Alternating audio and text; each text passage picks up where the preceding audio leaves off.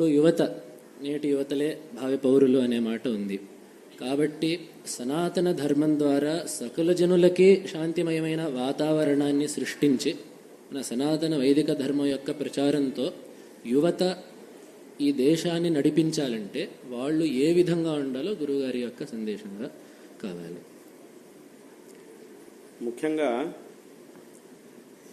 ప్రతి ఒక్క మనిషి, చిన్నపిల్లల నుంచి యువత అందరూ కూడా చేయవలసినటువంటి మొట్టమొదటి పని ఏమిటి అనంటే తమ యొక్క వ్యక్తిత్వాన్ని ఉత్తమంగా మార్చుకోవాలి. ఉత్తమమైనటువంటి వ్యక్తిత్వాన్ని తెచ్చుకోవాలి. ఉత్తమమైనటువంటి వ్యక్తిత్వాన్ని తెచ్చుకోవాలి అనంటే దానికి శాస్త్రంలో చెప్పినటువంటి ఒక మార్గం ఏమిటి అనంటే ఆత్మావలోకన చేసుకోవాలి. ప్రత్యహం ప్రత్యవేక్షేత నరశ్చరితమాత్మనః కిన్నుమే పశుభిస్తుల్యం కిన్ను సత్పురుషైరీతి అని చెప్పారు. అంటే దీని యొక్క అర్థం ఏమిటి? ప్రతి మనిషి ప్రతిరోజు ఒకసారి తనను తాను పరిశీలించుకోవాలి. దీన్నే ఆత్మావలోకన, ఆత్మ పరిశీలన, ఆత్మవిమర్శ అని అంటారు. ఈ శబ్దాలతో చెప్తాం. అంటే ఎలా పరిశీలన చేసుకోవాలి అని అంటే ఇవాళ రోజు నేను చాలా పనులు చేశాను. ఈ పనులన్నీ కూడా ఎలాంటి పనులు? సత్పురుషులు చేసేటటువంటి పనులా, లేదంటే దుష్టులు అథవా పశువులు చేసేటటువంటి పనులా? ఎలాంటి పనులను చేశాను ఇవాళ రోజున నేను అనేటటువంటి విమర్శని ప్రతి ఒక్కరూ చేసుకోవాలి అని మనకి మన ధర్మం చెప్తోంది.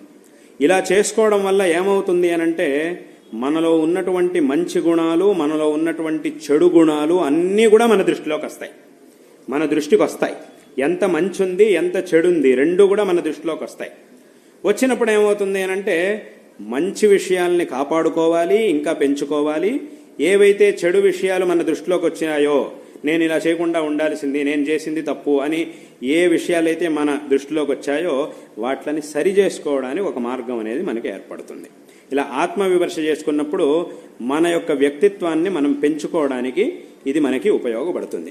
ఇటువంటి ఆత్మ విమర్శని ప్రతిరోజు కూడా మనం చేసుకుంటూ ఉంటే ఒక ఉత్తమమైనటువంటి వ్యక్తిత్వ నిర్మాణం అనేది ప్రతి మనిషిలోనూ ఏర్పడుతుంది. ఇటువంటి పనిని చిన్నప్పటి నుంచి మనం చేస్తూ ఉండాలి, చేయగలగాలి. చేస్తున్నప్పుడు ఉత్తమమైనటువంటి వ్యక్తిత్వం మనలో ఏర్పడుతుంది. ఇది మొట్టమొదటి విషయం. ఇక్కడ ఏదైనా ఒక చెడు గుణం మనలో ఉన్నట్టుగా మన దృష్టికి వచ్చింది అన్నప్పుడు మొట్టమొదట మనం చేయాల్సిన పని ఏమిటో తెలుసా? దాన్ని ఒప్పుకోవాలి. అవును, నిజంగా నాలో ఇటువంటి ఒక చెడ్డ గుణం అనేది ఉన్నది అనే దాన్ని ఒప్పుకోవాలి తప్ప వితండవాదం చేయకూడదు. చాలామంది చేసే తప్పది. ఎందుకంటే దాన్ని ఒప్పుకున్నప్పుడే దాన్ని సరి చేసుకోవడానికి సాధ్యమవుతుంది తప్ప అబ్బే ఇది సరికాదు, నేను చేసిందే సరి అని కనుక వితండవాదం చేయడం మొదలెట్టాము అంటే దాన్ని ఎవరూ సరి చేసుకోలేరు. సరి చేసుకోవడం అనేది కుదరదు, ఇంకా మొండిగా తయారవుతాం. ఆ వితండవాదం చేయడం ద్వారా ఆ వితండవాదం అనేది మనిషిని ఇంకా మొండివాడిగా తయారు చేస్తుంది. ఏం చేస్తుంది అంటే అంతకుముందైతే ఏదో తప్పు చేశాడు, కానీ ఇప్పుడు ఈ వితండవాదం చేసి తర్వాత ఎలా తయారవుతాడంటే చేస్తే తప్పే చేయాలి అన్నట్టుగా తయారైపోతాడు మనిషి. ఎందుకు చేయకూడదు, ఇలాగే చేస్తా నేను, ఎవడేమనుకున్నా సరే ఇలాగే చేస్తా నేను అనేటటువంటి ఆ మొండితనం మనిషికి వస్తుంది. కాబట్టి అది రాకుండా ఉండాలి అంటే ముందు ఆ తప్పు మన దృష్టికి వచ్చినప్పుడు మొట్టమొదట దాన్ని ఒప్పుకోవాలి. ఆ ఒప్పుకున్న తర్వాత చేయవలసింది ఏమిటి అని అంటే ఒప్పుకుంటే అక్కడికి ఇంకా ఆ సరి చేసుకోవడంలో 90% అయిపోయినట్టే. ఇంకా మిగిలింది 10%. ఆ 10% ఏమిటి అని అంటే దాన్ని సరి చేసుకోవడం. ఒప్పుకుంటేనే అక్కడికి 90% అది సరైపోయినట్టే. అవును, నాలో ఫలానా తప్పుడు గుణం ఉంది, ఇది సరికాదు అని తెలుసుకుంటే అక్కడికి 90% సరైపోయినట్టే. ఇంకా మిగిలింది 10%. దాన్ని ఎలా దాన్ని అది ఆ 10% చేయాల్సింది ఏమిటంటే సరి చేసుకోవడం. సరి చేసేసుకున్నామంటే ఇంక అక్కడికి ఆ తప్పుడు గుణం నుంచి మనం బయటపడిన వాళ్ళం అవుతాం. ఈ విధంగా వ్యక్తిత్వాన్ని, ఉత్తమమైనటువంటి వ్యక్తిత్వాన్ని నిర్మాణం చేసుకునేటటువంటి పనిని ప్రతి ఒక్కరూ కూడా తప్పకుండా చెయ్యాలి. ఇది మొట్టమొదటి విషయం. ఇంకొకటి ఏమిటి అనంటే అందరికీ కూడా ఉన్నటువంటి కర్తవ్యాలు ఏమిటి అనంటే తమ యొక్క వైయక్తికమైనటువంటి అభివృద్ధి కోసం చేయవలసినటువంటి పనులు కొన్ని. అదేవిధంగా మనం ఏ కుటుంబంలో జన్మించామో, ఏ పరివారంలో అయితే మనం ఉన్నామో ఆ కుటుంబంలో పరంపరగా వచ్చినటువంటి ఆచరణలు, సంప్రదాయాలు, పనులు అథవా ఆ కుటుంబానికి కావలసినటువంటి పనులు అవన్నీ చేయవలసినటువంటివి కొన్ని. ఇది రెండో పనులు.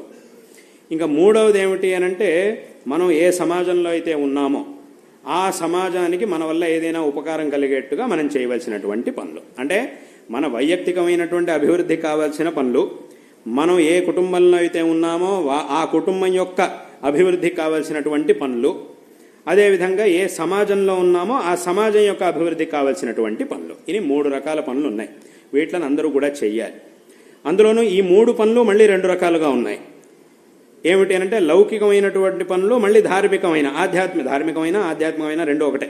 ధార్మికం ఆధ్యాత్మికం రెండింటికి ఒకటే అర్థం. ఇప్పుడు ఉదాహరణకి మన యొక్క వైయక్తికమైన అభివృద్ధికి కావాల్సినటువంటి పనులు అన్నప్పుడు ఇవి 2 రకాలు. ఒకటి లౌకికమైనటువంటివి, ఒకటి ధార్మికమైనటువంటివి. లౌకికమైనటువంటి అభివృద్ధి పనులు అనంటే, లౌకికంగా మనం అభివృద్ధి చెందడానికి కావాల్సినటువంటి పనులు అనంటే ఇప్పుడు చెప్పినట్టుగా మంచి గుణాలని పెంచుకోవడం, అదేవిధంగా చక్కగా చదువుకోవడం, మంచి అలవాట్లని పెంచుకోవడం, అదేవిధంగా చెడు అలవాట్లన్నింటినీ కూడా వదిలేయడం, ఇవన్నీ కూడా వీటిని చేయడం. ఇలా చేయడం ద్వారా ఏమవుతుంది అంటే మనకి లౌకికంగా మనం చాలా చక్కటి స్థితికి రాగలుగుతాం. అదేవిధంగా ధార్మికమైనటువంటి కార్యాలు అంటే మన యొక్క ఆత్మాభివృద్ధి కోసం చేయవలసినటువంటి ధార్మికమైన కార్యాలు అవేమిటవి అనంటే ఇప్పుడు చెప్పినట్టుగా మనం చేయవలసినటువంటి అనుష్ఠానాలు, భగవదారాధన, ఈ భక్తి మార్గం, జ్ఞాన మార్గం, ఈ కర్మ మార్గం, భక్తి, మనం చేయవలసినటువంటి అనుష్ఠానాలు, చేయవలసినటువంటి ఆరాధనలు, ఇవన్నీ కూడా. కాబట్టి ఈ రకంగా 2 రకాలుగా ఉన్నాయి. అదేవిధంగా మన యొక్క కుటుంబం, ఏ కుటుంబంలో ఏ పరివారంలో అయితే మనం ఉన్నామో దాని యొక్క అభివృద్ధికి చేయవలసినటువంటి పనులు, అందులోనూ మళ్ళీ 2 రకాలు. ఏమిటి అంటే మనం ఏ కుటుంబంలో అయితే ఉన్నామో, మన ఇంట్లో తల్లిదండ్రులు ఉన్నారు, పెద్దవాళ్ళు ఉన్నారు, అందరూ ఉన్నారు. మనకంటే పెద్దవాళ్ళు ఉంటారు, మనకంటే చిన్నవాళ్ళు ఉంటారు. వాళ్ళందరితో కూడా బాధ్యతగా నడుచుకోవడం, వాళ్ళకు కావలసినటువంటి పనులను చేయడం, మన వల్ల ఏమేమి పనులు అయితే జరగాల్సి ఉందో వాటిని, ఒక కుటుంబంలో ఒక మనిషిగా మన వల్ల ఏమేమైతే జరగాల్సిన ఉన్నాయో వాటన్నిటినీ కూడా మనం చేయడం, ఇది మన యొక్క బాధ్యత, ఒక కుటుంబంలో ఉన్నటువంటి వాళ్ళ యొక్క బాధ్యత. అందులోనూ మనల్ని చూసి నేర్చుకునేట్టుగా, మనల్ని చూసి వేరే వాళ్ళు నేర్చుకునేట్టుగా మనం ఉండడం, ఇది ఒకటి. అదేవిధంగా ఇదే దాంట్లో మళ్ళీ ధార్మికమైనటువంటి కార్యాలు ఏమిటి అనంటే మన కుటుంబంలో కొన్ని ధార్మికమైనటువంటి ఆచరణలను వెనకటి వాళ్ళందరూ కూడా చేసుకుంటూ వచ్చారు. వాళ్ళంతా ఎందుకు ఈ ఆచరణలు చేసుకుంటూ వచ్చారు అనంటే దీని ద్వారా కుటుంబం యొక్క శ్రేయస్సు కోసం, మన పరివారం యొక్క శ్రేయస్సు కోసం ఆ పనులన్నీ కూడా వెనకటి నుంచి వాళ్ళు చేసుకుంటూ వచ్చారు. కాబట్టి వీటన్నిటిని కూడా చక్కగా చేయడం, ఏ ఆచరణలు అయితే వెనకటి నుంచి వచ్చాయో వాటిని చక్కగా శ్రద్ధగా ఆచరించడం, ఇది రెండవది.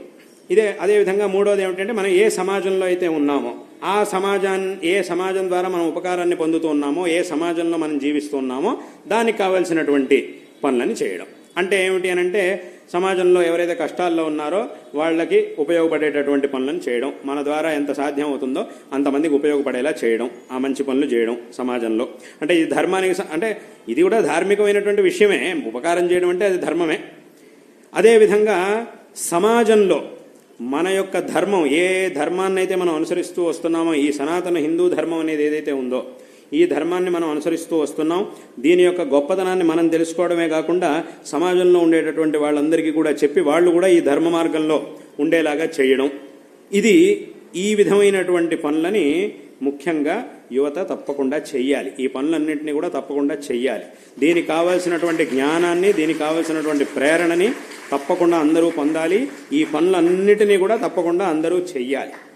దీనికోసం ఈ పరంపర యొక్క గొప్పతనాన్ని మొట్టమొదట అందరూ కూడా తెలుసుకోవాలి. ప్రశ్నలు వస్తూ ఉంటాయి ఎప్పుడంటే, ఇప్పుడు ఈ ధర్మం గురించి, పరంపర గురించి విన్నప్పుడు చాలామందికి ఏమవుతుందనంటే చాలా ఆచారాలని వీటన్నిటిని చూసినప్పుడు మనకు అనిపిస్తుంది ఇది ఎందుకు ఇలాగా, దీని ఇలాగే ఎందుకు చేయాలి, ఎందుకు ఇలా చెప్పారు అని చాలామందికి అనిపిస్తూ ఉంటుంది. అది సహజం. ఏదైనా ఒక కొత్త విషయాన్ని తెలుసుకున్నప్పుడు దాని మీద రకరకాల ప్రశ్నలు ఎవరికైనా, అది మనిషికి సహజమైనటువంటి గుణం, దాని మీద రకరకాల ప్రశ్నలు మన మనసులో ఉద్భవిస్తూ ఉంటాయి. కానీ మనం ఏం చేయాలి, ఆ ప్రశ్నలకు తగినటువంటి సమాధానాల్ని సరైనటువంటి వ్యక్తుల ద్వారా తెలుసుకోవాలి. ఊరికే ఏదో ప్రశ్నించి వదిలిపెట్టేస్తే సరిపోదు. ఎందుకంటే ఈ ధర్మంలో ప్రతి ప్రశ్నకి సమాధానం అనేది ఉండనే ఉన్నది. కాబట్టి ఆ ప్రశ్నలు వచ్చినప్పుడు సరైనటువంటి వ్యక్తిని అడగాలి. ఆ వ్యక్తి ద్వారా ప్రశ్నలకు సమాధానం మనం తెలుసుకోవాలి. ఒక ప్రశ్న సమాధానం దొరకనంత వరకు అది బలంగా ఉంటుంది. సమాధానం దొరికింది అనంటే సమాధానమే బలంగా అవుతుంది. కాబట్టి ఏదో ప్రశ్న అడిగేసాను, ఇవాళ రోజు నేను పెద్ద ప్రశ్న అడిగేశాను కాబట్టి ఇంకా నాకంటే గొప్పవాళ్ళు లేడు, నాకంటే మేధావి లేడు అని అనుకోకూడదు. చాలామంది అలా అనుకుంటూ ఉంటారు. ఏం చేస్తుంటారు అనంటే రకరకాల ప్రశ్నలు వేసేసి, చూసారా మేము ఇన్ని ప్రశ్నలు అడిగేశాము, నేను చాలా బుద్ధిమంతుడిని, ఈ ప్రశ్నలకు వీళ్ళ వల్ల సమాధానం చెప్పడం కుదరదు అని వాడే నిర్ణయం చేసేస్తాడు. వీళ్ళ వల్ల సమాధానం చెప్పడం కుదరదు, అలాంటి ప్రశ్నలు నేను అడిగేశాను అని చెప్పేస్తూ ఉంటారు. దాని వాడు సమాధానం చెప్తున్నాడు, ఈ అడిగినటువంటి ప్రశ్నలకి సమాధానాలు చెప్తున్నాడు. ఒకవేళ వాడు చెప్పిన సమాధానం సరిగ్గా లేదు, యుక్తియుక్తంగా లేదు అని అంటే అప్పుడు అది వేరే విషయం.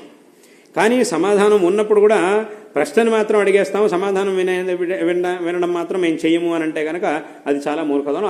అలాంటి పనులను చాలామంది చేస్తూ ఉంటారు ఇవాటి కాలంలో. కాబట్టి ఏమిటంటే ఏ ప్రశ్న వచ్చినా కూడా దానికి కావాల్సినటువంటి సమాధానాన్ని మనం తెలుసుకునేటటువంటి సరైనటువంటి వ్యక్తుల ద్వారా తెలుసుకునేటటువంటి ప్రయత్నాన్ని చెయ్యాలి. తద్వారా మనం దీని మీద శ్రద్ధని ఇంకా ఇంకా పెంచుకోవాలి. ఇదంతా కూడా తప్పకుండా చెయ్యాలి. అదేవిధంగా ఏ విధమైనటువంటి దురభ్యాసాలని మనం చేసుకోకూడదు. అంటే దురభ్యాసాలు అనగానే చాలామందికి ఏమనిపిస్తుంది, కొన్ని గుర్తొస్తాయి. దురభ్యాసం ఇవన్నీ చెడు అలవాట్లు అనగానే కొన్ని మీ బుద్ధిలో జ్ఞాపకానికి వస్తాయి. అవి అందరికీ తెలిసినవే. అలాంటి దురభ్యాసాలు, అలాంటి చెడు అలవాట్లు అందరికీ కూడా తెలిసినవే. కానీ ఇటీవల నేను చెప్పేటటువంటి దురభ్యాసాల్లో ఇంకా కొన్ని ఉన్నాయి. ఏమిటంటే అది బహుశా దీని యొక్క అవసరం ఇదివరకు ఉండేది కాదు, కానీ ఇప్పుడు ఆ దురభ్యాసాల్లో దీన్ని కూడా చేర్చాలి. ఏమిటి అని అంటే ఊరికే ఎప్పుడు ఫోన్లు చూస్తూ, మొబైల్ చూస్తూ కూర్చోవడం, అనవసరమైనటువంటి విషయాలన్నింటినీ దాంట్లో చూస్తూ ఉండడం. ఈ దురభ్యాసం చాలామందికి ఉంది. ఇది కూడా చాలా హానికారకంగానే ఉంది. ఎందుకంటే ఇదివరకు ఆ పట్టీలో ఇవి ఉండేవి కావు, కానీ ఇప్పుడు దీన్ని కూడా చేర్చాల్సి వచ్చింది. ఇవి ఆ దురభ్యాసాలు అనగానే కొన్ని గుర్తొస్తాయి. ముఖ్యంగా 4-5 గుర్తొస్తాయి మనకి దురభ్యాసం. ఆ 4-5తో పాటు 5ో దానిగాను అథవా 6ో దానిగాను దీన్ని కూడా చేర్చాలి. ఎందుకంటే ఇది అంత హానికారకంగా ఉంది కాబట్టి. ఇక్కడ ఏమిటి, ఇక్కడ ఎవరిది తప్పు? ఈ వస్తువుని తయారు చేసిన వాడిది తప్పు కాదు, దాన్ని ఉపయోగించేటటువంటి వాడిది తప్పు. ఎందుకంటే ఏ వస్తువు అయినా కూడా లోకంలో దానికి సదుపయోగం ఉంటుంది, దురుపయోగం ఉంటుంది, రెండూ ఉంటాయి. కానీ సదుపయోగం చేయడం అనేది మన యొక్క కర్తవ్యం. అన్ని వస్తువులు సదుపయోగం, దురుపయోగం అనేది ఈ ప్రపంచంలో ప్రతి ఒక్క వస్తువుకి ఉంటుంది. కానీ సరైనటువంటి వివేకంతో సదుపయోగం చేసుకోవాలి, దురుపయోగాన్ని ఎప్పుడు కూడా చేయకూడదు. కాబట్టి ఈ సాధనాలన్నీ ఏవైతే ఉన్నాయో వీటిలో అవసరం మనిషికి చాలా ఉంది. దానివల్లే ఎన్నో వ్యవహారాలు క్షణాల మీద జరుగుతున్నాయి, ఎన్నో జరుగుతున్నాయి. కాబట్టి దానివల్ల చాలా ఉపయోగం కలుగుతోంది. కానీ ఉపయోగాన్ని పొందాలి తప్ప దురుపయోగాన్ని పొందకూడదు. ఆ దురుపయోగాన్ని కలిగించేటటువంటి పనులని చేయకూడదు. ఈ విషయాన్ని అందరూ కూడా, ముఖ్యంగా యువత చాలా స్పష్టంగా ఈ విషయాల్ని తెలుసుకోవాలి. యువత తెలుసుకోవాలి, పెద్దవాళ్ళు కూడా తెలుసుకోవాల్సిందే. ఎందుకంటే ఆ పెద్దవాళ్ళు కూడా అలవాట్లనే ఉన్నాయి.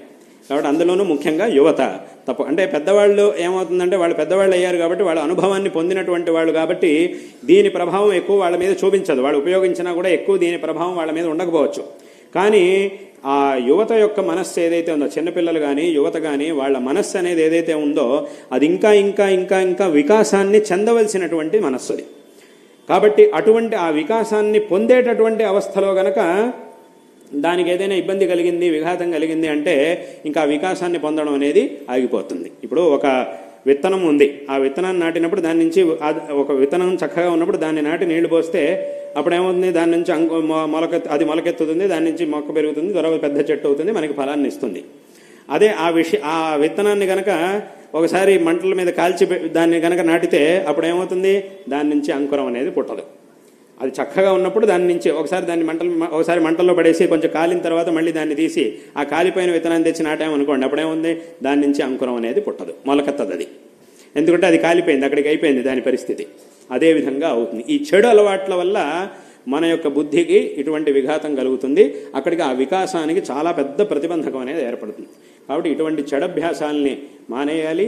ఇప్పుడు చెప్పబడినటువంటి ఈ పనులు, అందులోనూ ధార్మికమైనటువంటి, అంటే ఒకటి వైయక్తికంగా మనం అభివృద్ధి చెందడానికి కావాల్సినటువంటి పనులు, అదేవిధంగా మనం ఏ వంశంలో ఏ కుటుంబంలో అయితే మనం జన్మించామో దాని యొక్క శ్రేయస్సుకి, దానిలో మనకున్నటువంటి బాధ్యతలు ఏవైతే ఉంటాయో వాటికి సంబంధించినటువంటి పనులు, అదేవిధంగా ఏ సమాజంలో అయితే మనం బతుకుతున్నామో, ఏ ధర్మంలో అయితే మనం బతుకుతున్నామో దానికి సంబంధించినటువంటి పనులు. మళ్ళీ ఈ 3 పనులు ఇప్పుడు చెప్పినట్టుగా 2 రకాలు, లౌకికము మరియు ధార్మికం.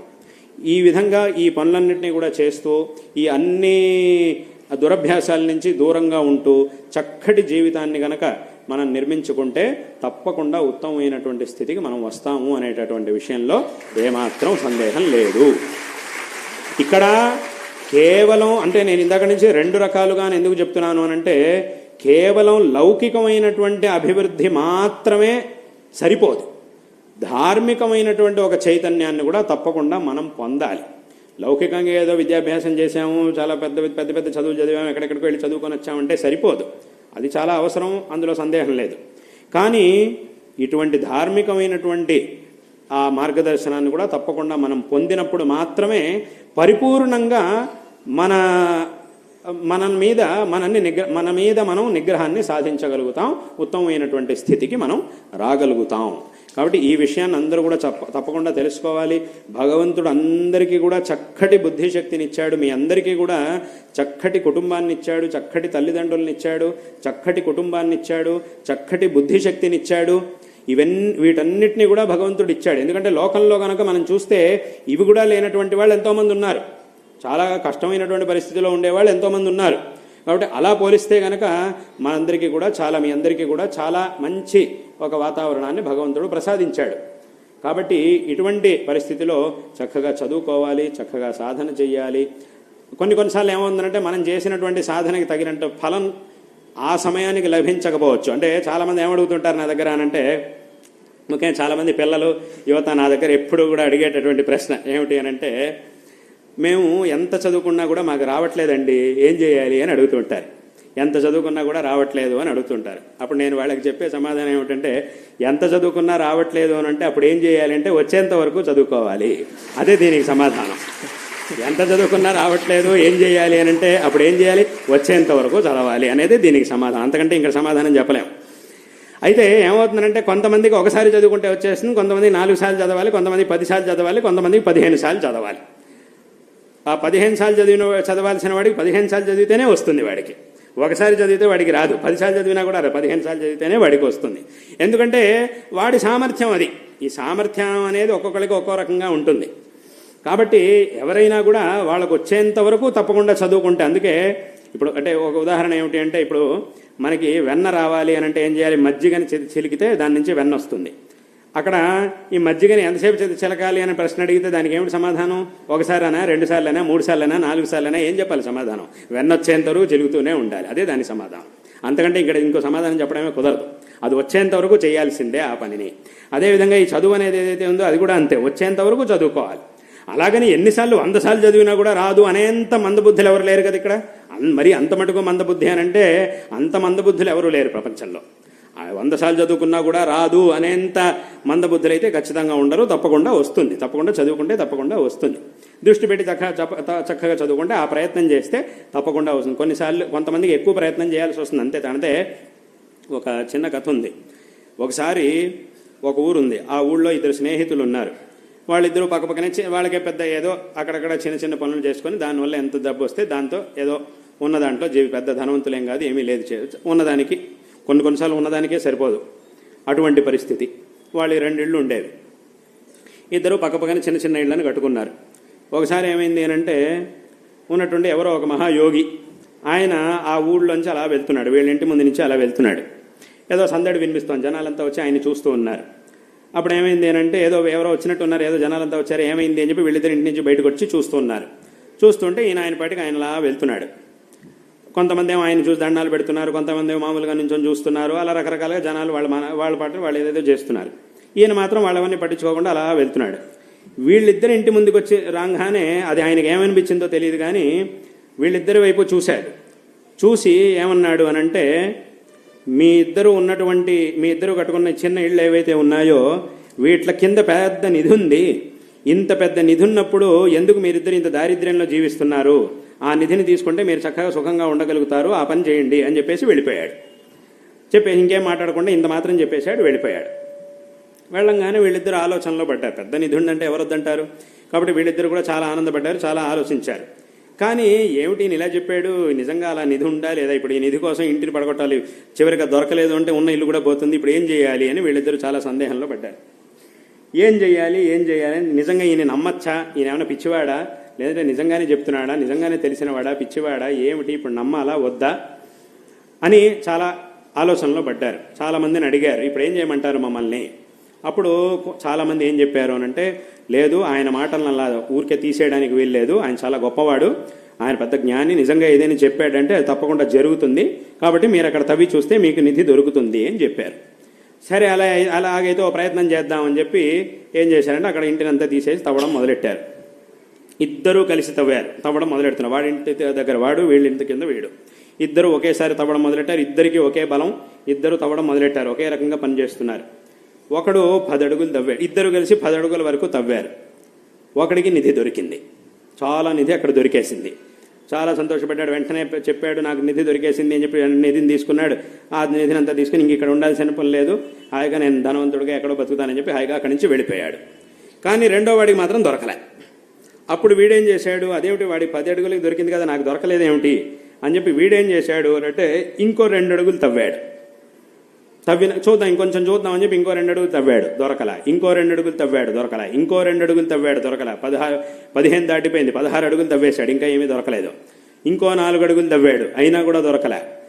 10 అడుగుల కంటే ఎక్కువ ఇంకో రెట్టిగా 20 అడుగులు తవ్వాడు, అయినా కూడా ఏమీ దొరకలేదు. 22 అడుగులు తవ్వాడు, అయినా కూడా వాడికి ఏమీ దొరకలేదు. ఇంకా వాడు చాలు ఇంకా అయిపోయింది, ఏదో ఆయన ఏదో చెప్పాడులేండి, ఎంత పెద్ద యోగి అయినా కూడా చెప్పినవన్నీ కూడా ఎక్కడ నడుస్తాయి, ఏదో వాడికి నడిచింది తప్ప నాకు అది నిజంగా జరగలేదు, సర్లే పోన్లే వాడికి దొరికింది నాకు దొరకలేదు, ఇంక ఇదంతా ఈ ప్రయత్నం చేయడం వ్యర్థం అని చెప్పి వదిలేశాడు. అయినా కూడా చూద్దామని చెప్పి ఇంకో అడుగు తవ్వాడు, అయినా దొరకలేదు. అక్కడ మొత్తం 23 అడుగులు తవ్వాడు, అయినా దొరకలేదు. ఇంకా చాలు అని చెప్పి వదిలేశాడు.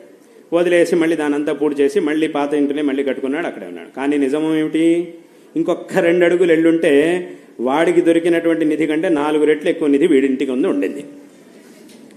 దానికంటే కూడా నిజంగా 4 రెట్లు ఇక్కడ ఉండింది. కాబట్టి వీడు ఎక్కువ తవ్వినందుకు వీడి శ్రమ ఎక్కడ వృధా పోవట్లేదు, ఇంకా ఎక్కువ నిధే వాడికి దొరికేటటువంటి అవకాశం ఉండింది. కానీ ఎక్కడ అది ఎందుకు దొరకలేదు వీడికి అంటే వీడి ప్రయత్నాన్ని మానుకోవడం వల్ల అది ఆగిపోయింది. ఆ ప్రయత్నాన్ని మానుకోవడం వల్ల వీడికి ఫలితము దొరకలేదు, మళ్ళీ జీవితం మొత్తం దారిద్ర్యంలోనే జీవించాల్సి వచ్చింది.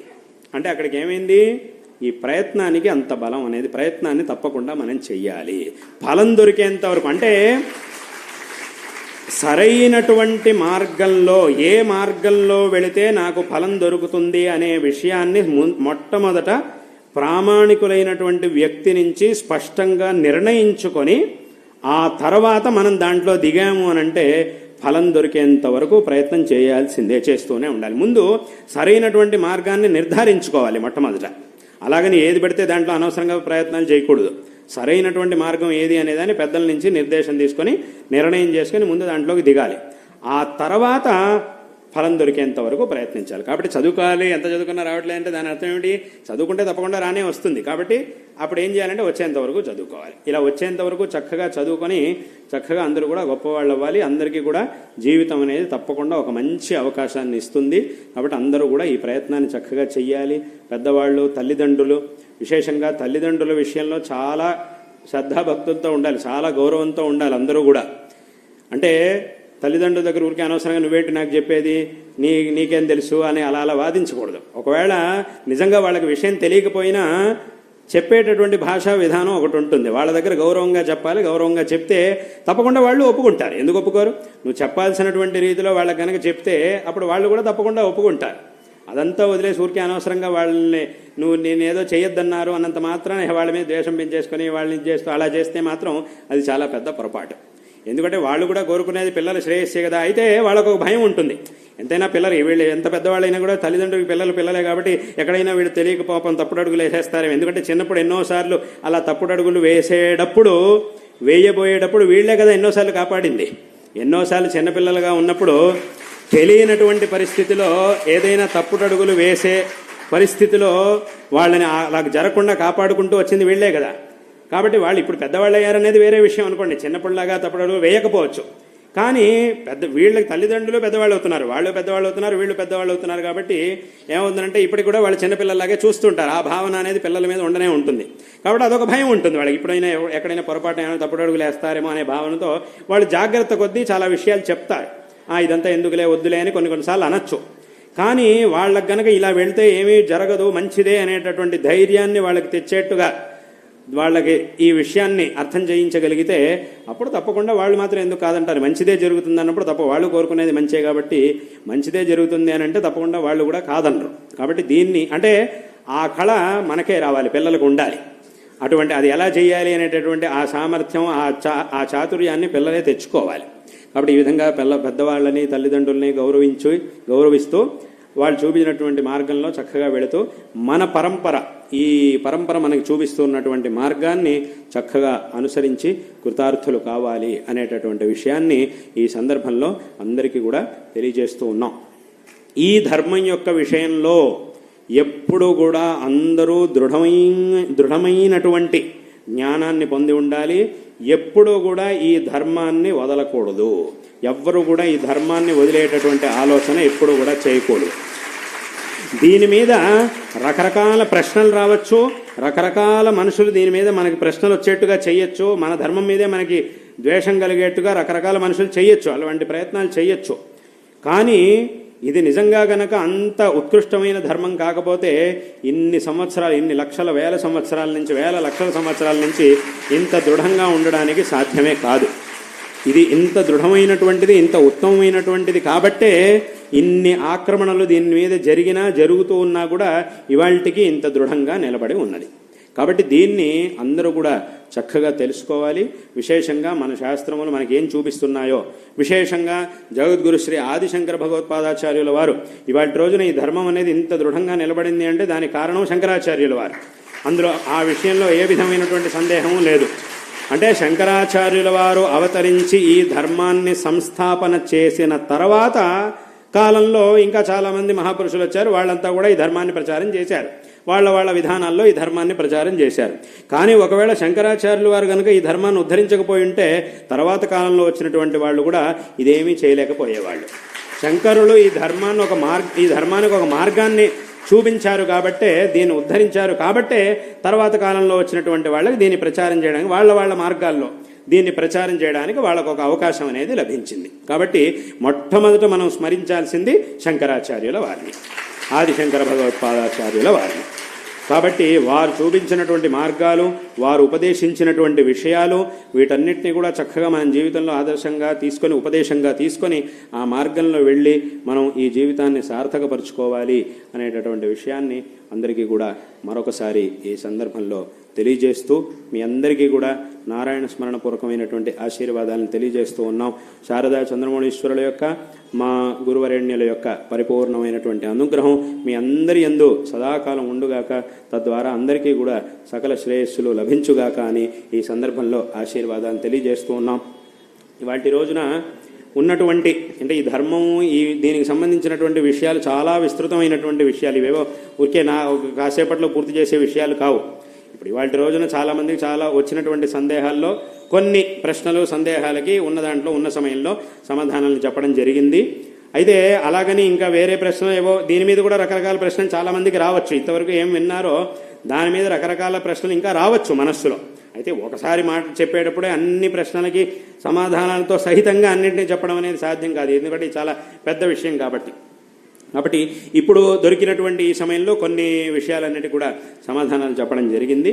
ఇంకా ఏమైనా సందేహాలు అవన్నీ ఉంటే కనుక వేరే విధంగా దానికి కావాల్సినటువంటి ఏర్పాట్లు కానీ, అథవా ముందు భవిష్యత్తులో ఎప్పుడైనా కూడా మళ్ళీ దీనికోసం ఒక సమయాన్ని కేటాయించి కావాల్సినటువంటి సందర్భంలో మళ్ళీ ఈ విషయాల్ని గురించి ఇంకా ఆలోచించవచ్చు, ఆ సమాధానాలను కూడా తెలుసుకోవచ్చు అనేటటువంటి విషయాన్ని కూడా ఈ సందర్భంలో అందరికీ కూడా తెలియజేస్తూ ఉన్నాం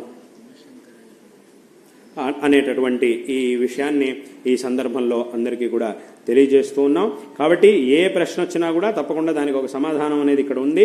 అందరూ కూడా చక్కగా తెలుసుకొని ఈ ధర్మం మీద, ఈ పరంపర మీద ఇంకా దృఢమైనటువంటి శ్రద్ధని ఇంకా పెంచుకోవాలి అనేటటువంటి విషయాన్ని ఈ సందర్భంలో అందరికీ తెలియజేస్తూ, ఎవరెవరైతే ఏ దుష్ప్రచారాలు దీని మీద చేస్తుంటారో వాటికి అవకాశం ఇవ్వకుండా అందరూ కూడా చక్కగా దీని గురించి తెలుసుకోవాలి అనే విషయాన్ని ఈ సందర్భంలో తెలియజేస్తూ అందరికీ మరొకమారు ఆశీర్వాదాలను తెలియజేస్తూ ఉన్నాం.